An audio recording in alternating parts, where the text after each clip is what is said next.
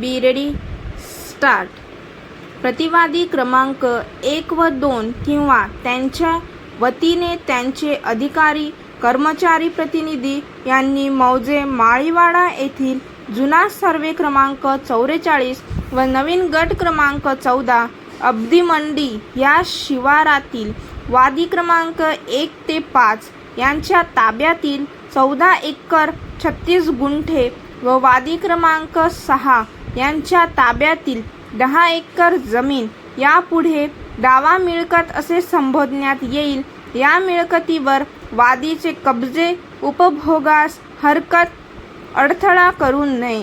दावा मिळकत बेकायदेशीररित्या काबीज करू नये असा तूर्तातूर्त मनाई हुकूम मिळण्यासाठी वादींनी प्रस्तुतचा अर्ज दिवाणी प्रक्रिया संहिताचे आदेश 49 नियम 1-2 प्रमाणे दाखल केला आहे.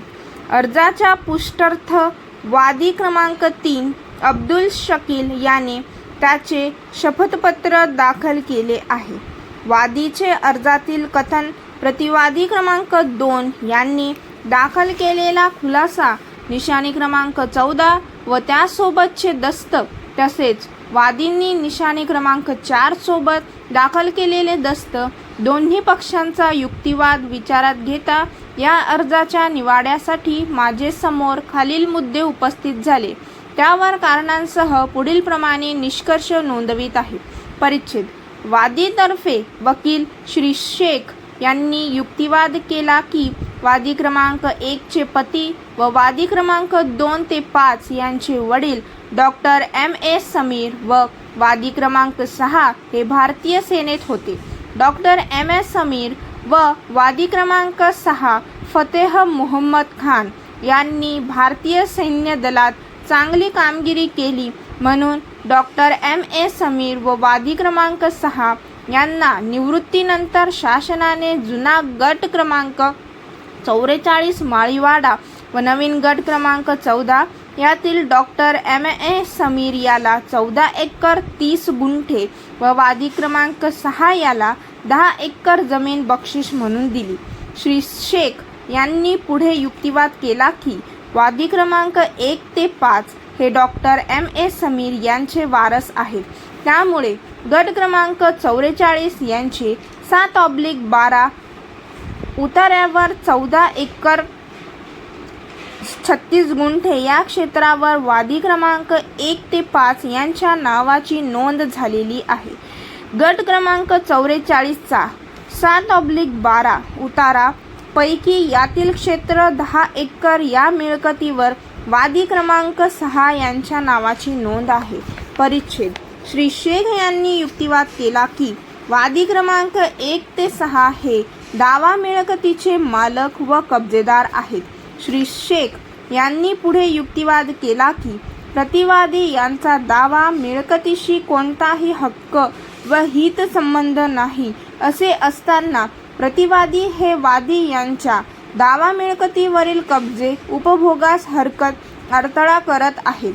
त्यांनी पुढे युक्तिवाद केला की प्रतिवादी हे दावा मिळकत बेकायदेशीर काबीज करण्याचा प्रयत्न करीत आहेत. तसे झाल्यास वादींचे कधीही भरून न येणारे असे नुकसान होईल. श्री शेख यांनी युक्तिवाद केला की दावा मिळकतीचे महसूल दस्त वादींच्या लाभात आहेत. दावा मिळकतीचे मालक सदरील बाब वादींचा भाऊ आहे म्हणून वादींच्या लाभात तूर्तातूर्त मनाई हुकूम देण्यात यावा.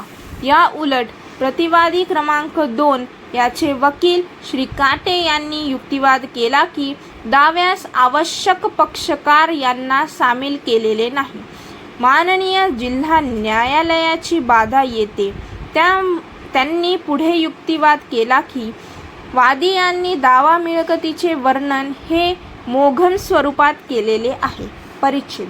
श्री कोटे यांनी पुढे युक्तिवाद केला की गट क्रमांक 14 हा 241.66 हेक्टर क्षेत्राचा आहे. सदर गट क्रमांक 14 यात शासनाने वृक्ष लागवडीचा निर्णय घेतलेला आहे. इको बटालियन मार्फत वृक्ष लागवड व संगोपन देखभाल या कामासाठी शासनाने मान्यता देखील देण्यात आलेली आहे. त्यांनी पुढे युक्तिवाद केला की दाव्यास कोणतेही कारण घडलेले नाही.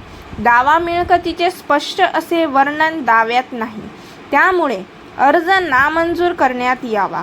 वादी यांनी निशाणी क्रमांक 4/1 यावर दिनांक 25/6/1970 आदेशाची प्रत दाखल केली आहे.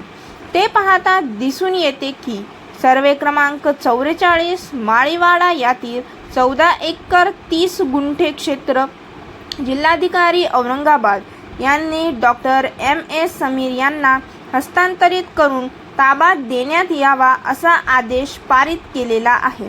निशाणी क्रमांक 4/2 पाहता दिसून येते की 14 एकर 36 गुंठे जमीन ही पंचनामा व कब्जा पावती देऊन सन 1970 मध्ये वादी क्रमांक 1 चे पती व वादी क्रमांक 2 ते 5 यांचे वडील श्री डॉक्टर M.A. समीर यांना देण्यात आली होती. स्टॉप.